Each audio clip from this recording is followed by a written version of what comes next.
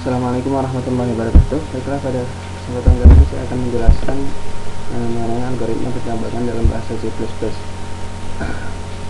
Pada umumnya pencabangan if ini dibagi menjadi dua jenis, yaitu if dengan satu kondisi dan if dengan dua kondisi. If dengan satu kondisi ini hanya melibatkan sintaks if, sedangkan if dengan dua kondisi ini melibatkan dua buah sintaks, yaitu if dan else.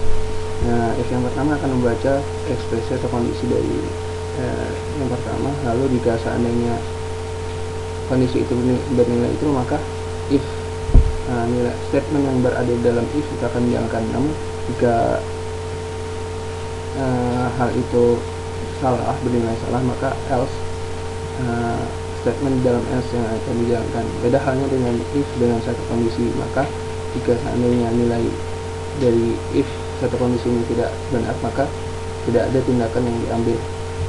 Langsung saja kita terapkan dalam sebuah program untuk if satu kondisi ini. Di sini sudah saya siapkan di dalam Eclipse ID, yaitu project baru dengan nama pencabangan dan beberapa file program source file. Nah, di sini kita akan menggunakan pencabangan if. Setelah akan kita buat untuk pencabangan if, seperti biasa kita panggil dulu header dari USB untuk mendapatkan library, mengumpulkan library dan library yang mengandung fungsi input dan output. Lalu kita tulis using space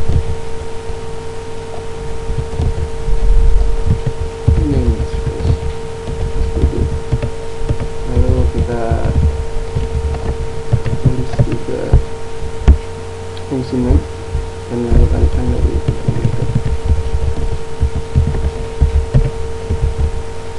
Nah, kemudian di sini kita akan deklarasikan ke sebuah variabel bernama input. Lalu input ini nantinya akan kita jadikan sebagai wadah untuk menyimpan angka inputan yang dimasukkan oleh user. Lalu kita tampilkan wilayah itu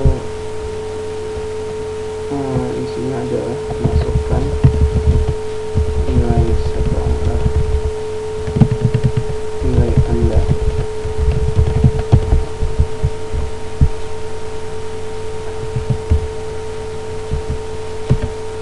Kemudian di sini kita gunakan fungsi baru, yaitu sum. Sum ini adalah maksudnya untuk fungsi yang digunakan untuk mendapatkan inputan dari keyboard atau inputan dari user.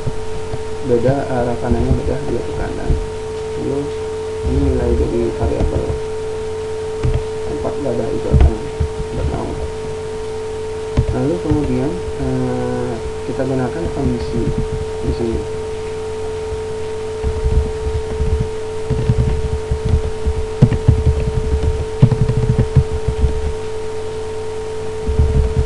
Kita gunakan pencabangan satu kondisi. Jika nilai input ini lebih besar atau sama dengan 60, maka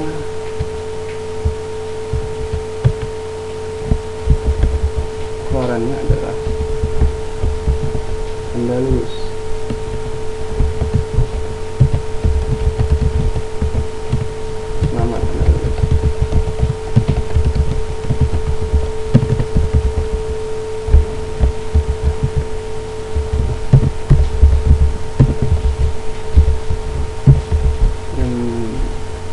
Bisa kita coba jalankan.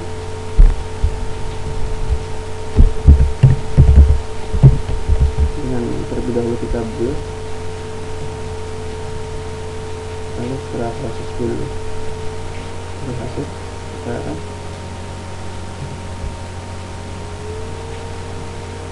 dan kita masukkan satu nilai, misalnya 65. Nah, maka akan timbul tulisan selamat Anda lulus.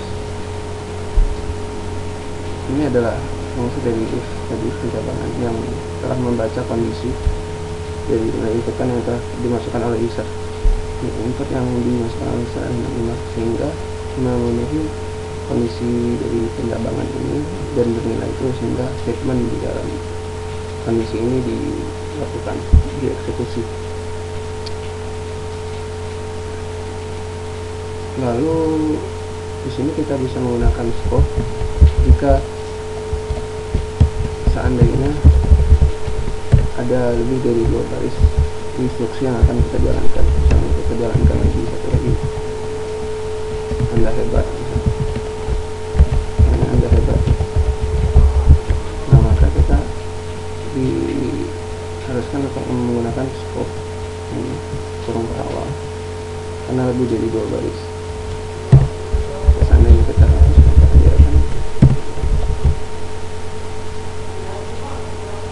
dia yang terbaca di kondisinya hanya ini, dan ini tetap tertulis walaupun kondisinya salah. Beda halnya jika kita kasih dengan kurung kawal. Jika kita gunakan kurung kawal, maka yang ini tadi, kedua baris ini dibaca sebagai statement internal dari kondisi yang benar.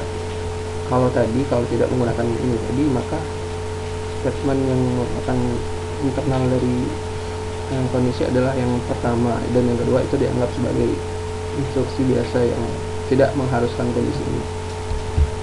Ya, mungkin ini saja yang bisa saya jelaskan mengenai if pencabangan satu kondisi. Lebih kurangnya saya mohon maaf. Assalamualaikum warahmatullahi wabarakatuh.